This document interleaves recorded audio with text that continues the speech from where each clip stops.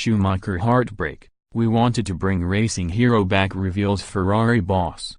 The seven-time champion left Ferrari in 2006 and went on to race for Mercedes between 2010 and 2013. But it has emerged the F1 hero nearly made a triumphant return to his former team in 2009 after being persuaded by charismatic team principal Luca di Montezemolo. The record-breaking driver was due to take part in the Spanish Grand Prix, but the hopes of both Schumacher and Ferrari were dashed after medical issues prevented him from driving.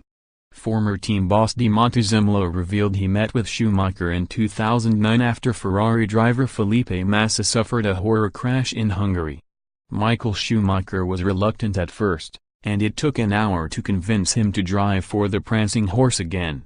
Speaking at the opening of the Schumacher exhibition in Cologne today, Di Montezemolo said, "I was very sad when Felipe had this terrible accident in Budapest, so I asked Michael to come to my office.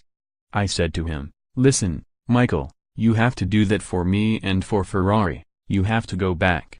Schumacher, who was working as a consultant for Ferrari at the time, initially refused. Di Montezemolo said, for half an hour he could not be persuaded. After an hour he said, "Okay, I cannot refuse this."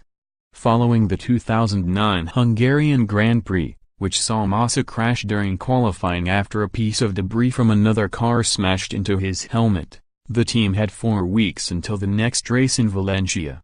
After getting Schumacher on board, and lining up a 2-year-old Ferrari F2007 for him to drive, they hoped he would be ready in time for the Spanish Grand Prix. But an injury he sustained in a motorbike accident earlier in 2009 would ultimately scupper his chances of racing for his old team. Schumacher's personal doctor warned the spinal fractures he suffered in the crash could cause serious problems under the harsh physical punishment of F1 racing.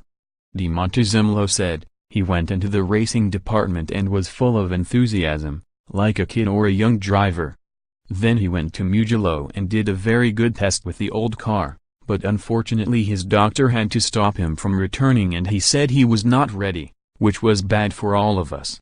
F1 star Michael Schumacher suffered a severe head injury in December 29, 2013 while skiing in the French Alps. Doctors placed him in a medically induced coma in order to perform 2 life-saving operations. He was withdrawn from the coma in April 2014, before returning home 5 months later.